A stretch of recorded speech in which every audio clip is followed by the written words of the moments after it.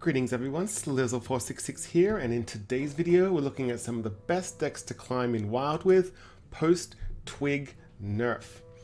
We start with Outcast Demon Hunter. Now while the Vengeful Wallopers did get nerfed, they're still pretty good, so I'd recommend recrafting them.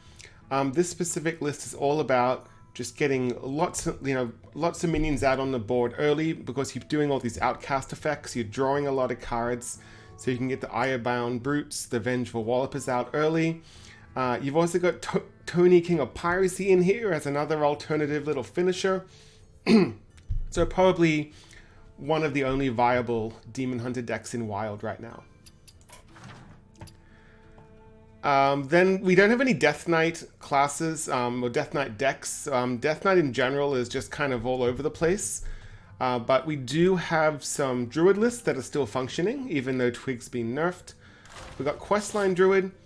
So, the Questline here, you're giving a lot of attack to your hero, and the latest expansion gave a lot of support for that. So you can complete the test pretty quickly, complete the quest lines. You've also got the Umbra Owls that you can get out cheaply, the Crypt Keepers you can get out cheaply, and just do a lot of face damage to kill your opponent. Then we have Togwaggle Druid.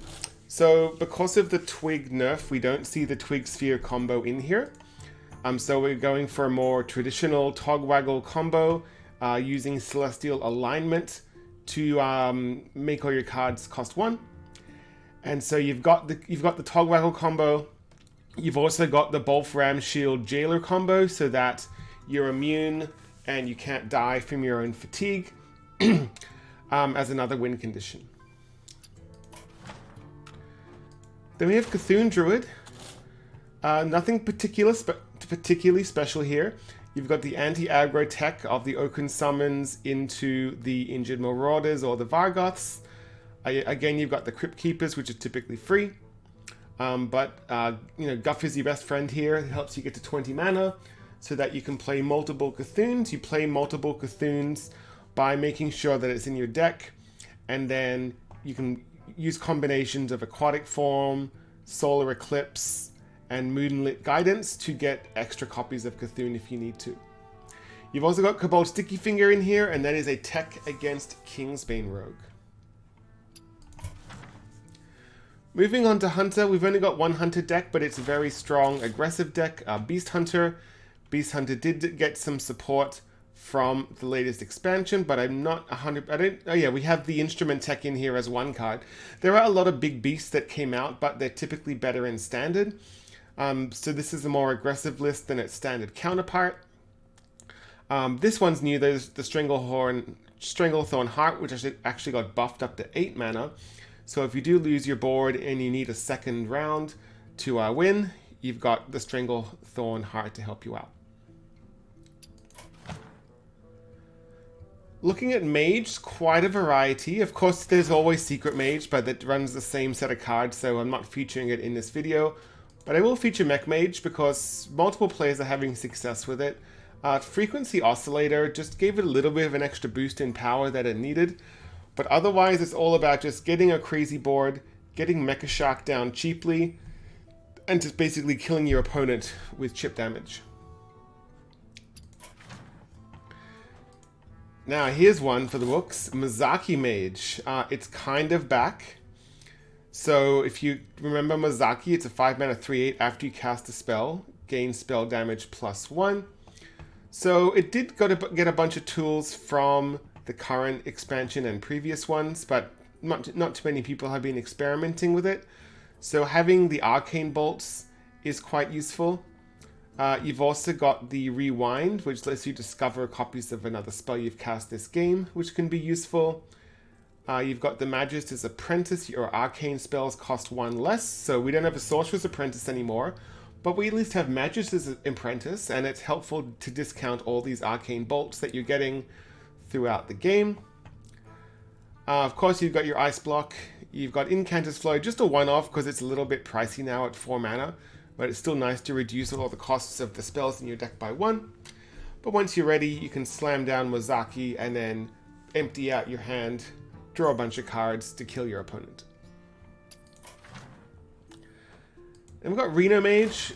This is a very control-oriented Reno Mage.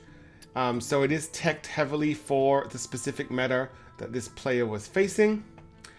What you'll see here is it's not a Lunar Pocket Galaxy list. It is a straight-up control Reno Mage build. I'm not going to go into too much detail about it because there are too many intricacies in the deck. For the ETC, you've got Freezing Potion, which is good against Kingsbane Rogues. Solid Alibi buys you a turn. Potion of Illusion to get some extra copies of important cards you've played already on the board. There's also a way to go infinite in this list, so you can go infinite with the Grand Magister Romath. So basically you can play this deck forever until you kill someone or they kill you. You're not going to end up losing in fatigue. And of course, Kingsbane Rogue. Moving on to Paladin, only one Paladin list. I've seen a little bit of odd Paladin here and there, but it's been mixed success. But Reno Paladin is probably your best bet to have any success. So as we typically see, the Reno Paladin lists will run Nozdormu the Timeless to bump you up to 10 mana crystals.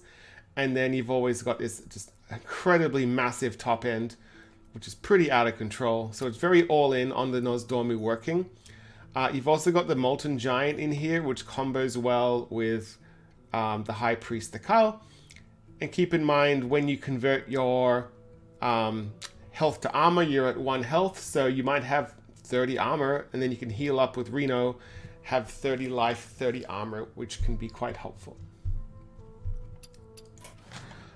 As for what's in the ETC band, we have Equality, Kazakhstan, and Alex Strauss the Lifebinder. So just cards that are unique depending on the situation that you need them.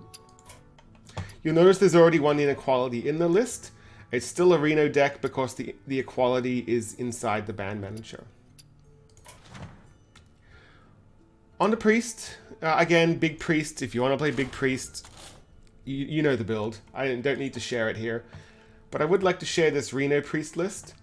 So this specific Reno Priest list, it's a control-based list. So it's not, it's not running the Spawner Shadows, things like that. It looks like it's a bit of a thief list. So you've got cards like Psychic Conjurer, Identity Theft. So you've got different ways to use your opponent's deck to win. I always like having the Blackwater Behemoth in here. It's just incredible against aggro if you don't have your Reno in time. But basically, you just play a control game, and then once you've got your Raza the Chained and your Shadow Reaper Anduin out, you just slowly chip away at your opponent over, maybe 1, 2, 3 turns to kill them. Inside the ETC band manager, you've got Shard of the Naru, Void Touched Attendant. Void Touched Attendant is great when you are in Shadow Reaper Anduin mode, because your hero power is now going to do 3 damage for 0, which is great. And you've got Tony, King of Piracy, if you want to go with that route of winning.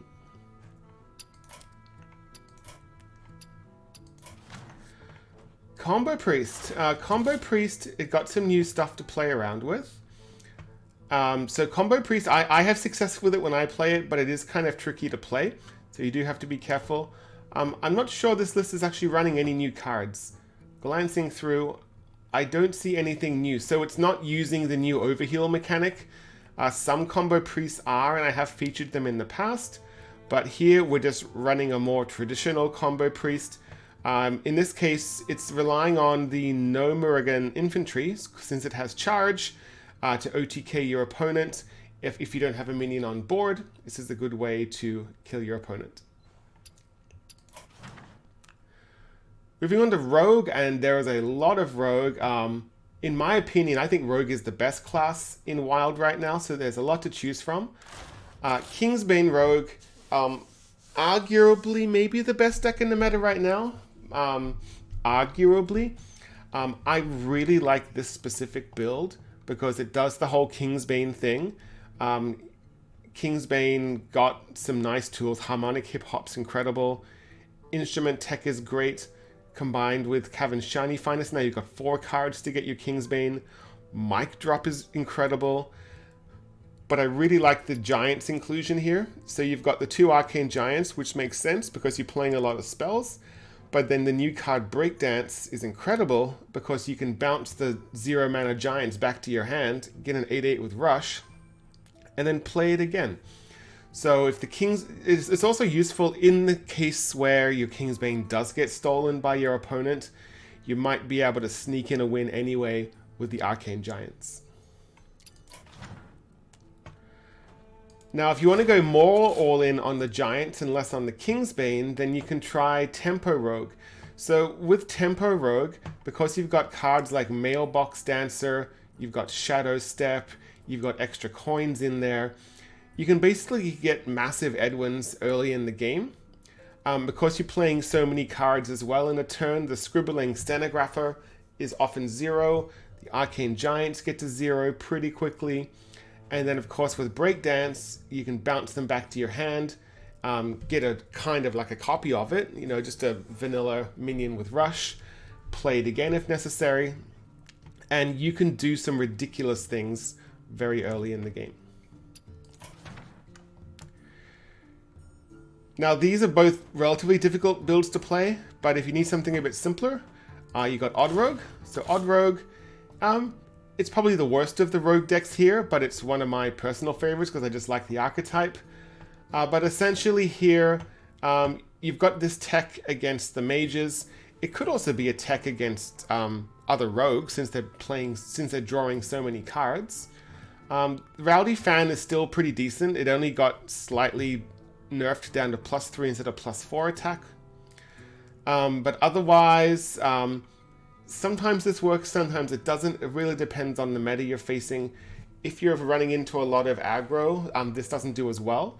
The Puffer Fist helps a little bit, but if you're running into lots of priests and warlocks, this is great to beat them up with. Now the fan favorite for efficiency and climbing is probably Pirate Rogue. Pirate Rogue, again, it's running Harmonic Hip Hop, which is great. It's not running the new Drawing Weapon card because it's a bit too much. You've already got 2 weapons in the deck already, so just getting them off the Shiny Finder is good enough. But otherwise, and also Cold Blood got buffed back to 1 mana, which helps a lot. So you can do a lot of surprise damage out of nowhere. Secret Passage is your best friend. When you're running low on cards, you can quite often sneak out lethal. So this is probably, I don't know if it's necessarily the best deck in Wild, but it is definitely the most efficient in terms of climbing. Moving on to Shaman, we got a Reno Shaman list. So this is a Reno Shadowwalk list. Again, with Reno list, I don't like to spend too much time on them because there's a lot to talk about, and it's usually based on how the pilot's local meta looked like. But it's basically, it looks like a pretty traditional Shadowwalk list that's been transformed into a Reno list. For the ETC, you've got Cold Storage. This is nice because Cold Storage is, I believe it's a new card. Is it new? Let's have a look. I was pretty sure it was new. No, it's old. March of the Lich King, never mind. But it's nice, for example, on turn 10, if you haven't had a chance to, say, bounce your Shadowwalk, where you could play Shadowwalk and then Cold Storage it, which is nice. It's such a valuable card because you can use it on your minions and your opponents that you might sometimes want a second one. That's why you see it in here. Brilliant Macaw is also great to have 2 of, so you can sneak the second one inside the Bad Manager. And Brucan of the Elements is not run in this list, but sometimes you do need it. So having that option in your ETC is helpful. Now, this is probably better than the Reno list. Most people are running duplicates because it's just more, what's the word? Reliable. Getting the cards you need when you need them. So you've probably seen this list a lot on ladder. It's pretty much stabilized into this build. I like running all them. I used to not like running all the Murlocs, but then, you know, comboing, like you can play the Scargill into the Clownfish, and then Warlock Ravager, and then maybe another Clownfish, and you can just do some crazy things. You can even have a Bolner on board, and basically you could go Scargill, Bolner, and then Mutinous, and then play a whole bunch of other Murlocs, and you pretty much just eat your entire opponent's hand in the mid to late game. As for the band manager, you got Bloodluster Sneak in lethal, you got Boom Pistol Bully, which is nice for the mirror, and you've got the new one Amalgam Band. If you don't have it, I wouldn't craft it, but I did craft it, but it's just kind of nice because you are playing a lot of different minion types in this deck, and keep in mind all those bonus effects will go onto your Shadow Walk when you play it. And then we have good old reliable Even Shaman. Even Shaman, this build is not running any new cards. It's running a single Cage Match Custodian, which I don't mind having it as a one-off. If there are there are 4 weapons here, you may not need it, but having one's okay. We don't typically see Ancestral Knowledge in Even Shaman, so that's a new inclusion. It looks like this player replaced Crackle with Ancestral Knowledge, so if you don't like this, maybe put in a Crackle. But otherwise, this is pretty stock for Even Shaman. If you're feeling brave, you could always go ahead and replace those Ancestral Knowledges with Stereo Totems. I found that card's pretty fun. And then we move on to, whoops, that's the wrong way. We now move on to Warlock. Okay, our Questline Warlock. So it's back in the meta. The Demon Seed, it got unbanned and nerfed. So now you have to take 10 damage on your turns to complete the quest lines. As you can see, I have not played this list, and there is a lot going on. But basically, it's the Questline Warlock that we've seen in the past, with the addition of the Tony King of Piracy finisher. You've got the Captain's Parrot in here to draw Tony if you haven't drawn him in time. Again, Kingsbane Rogue is annoying, so there's a tech there. But yeah, you do the questline thing. If it doesn't work out, you've got Tony as a backup plan. Then we got Reno Lock. So this is a 30-card Reno Lock. Most of the time I see people playing 40-card Reno Lock, but I also typically see the greediest Reno Locks I've ever seen. This is a very heavy anti-aggro list. You can see you've got the Rogue Tech, you've got Plague of Flames in there that you don't always see in Reno Lock decks. So lots of early game removal. The ETC Band Manager has a Raise Dead, Theatar, and a Lord Jaraxxus. You probably would never need this unless you're playing a really greedy deck or maybe the mirror match. Theatar you sometimes might need if you know you can steal your opponent's combo. And Raise Dead is just a good card. That's why we sneak a second one in with the ETC. You've got the Gigafin Sea Devil combo to eat up an aggro player's board. You've got Tony as a finisher. And then you just play the value game to grind out your opponent. Last of all, we have Warrior. As you can see, I have not tried this control list because I'm missing 4 cards. So I'll just leave it here for you to interpret. Basically, when I look at this, I definitely see a control Warrior deck. Explore Ungoro is pretty memey. You got the Tony in here. So I would play this with a grain of salt. I believe this player only played 5 games with it to Legend, but they did win all the games. So maybe there was some luck involved. Maybe it's just a sleeper really good deck. Let me know in the comments if you give this a try. And the last Warrior deck here, and I personally think this deck was terrible. I tried it out. Maybe I'm just not good at the game. I could not get a win for the life of me. But the main thing here is Warsong Commander got unnerfed. So it's back to what it used to be whenever you summon a minion with 3 or less attack. Or maybe it was 2 or less, I can't remember. No, it was 3 because of Grim Patron. Give it charge. So Warsong Commander's back. So you've got cards like Frothing Berserker that you can buff out of control. You've got Light of the Phoenix to draw cards. You've got Bloodsworn Mercenary to copy damaged minions, so it's nice to have a giant damaged Berserker and then get another one. They both have charge if you had the War Song out. But yeah, there you go. 22 decks to play around with. If you want to try any of these decks for yourself, you'll find all the deck codes in the description below. If you are a mobile user and it's difficult to copy those deck codes, you can join my Discord. There's an easy to enter link. Visit the deck lists only channel and you'll find all those deck codes that you can more easily copy on a mobile device. If you want to help support this channel, you can click the subscribe button, click the notification bell, and until next time, hope to see you again.